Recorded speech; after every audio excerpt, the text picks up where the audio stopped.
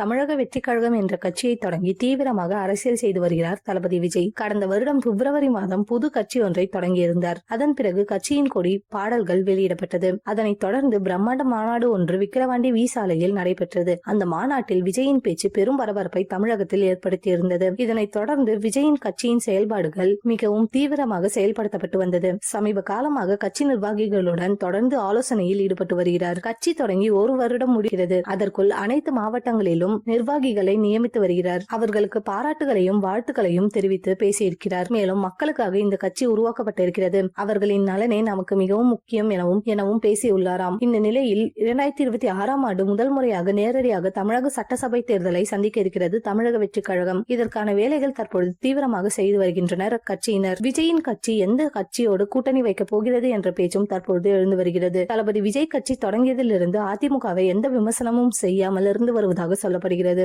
அதே போல அந்த கட்சியினரும் விஜயை எந்த ஒரு விமர்சனமும் செய்யாமல் இருக்கின்றனர். பலமுறை விஜயும் செயல்பாடுகளை பாராட்டியும் பேசி வருகின்றனர். இதனால் அதிமுக தாவேகா கூட்டணி அமைய அதிக வாய்ப்பு இருப்பதாக சொல்லப்படுகிறது. இந்த கூட்டணிக்கு அடித்தளம் அமைத்து கொடுத்தது ஆதவ் அர்ஜுனா தான் எனவும் சில தகவல்கள் வெளியாகி வருகிறது. விரைவில் இவர்கள் கூட்டணியை பற்றி அதிகாரப்பூர்வ தகவலும் வெளியாகும் என எதிர்பார்க்கலாம்.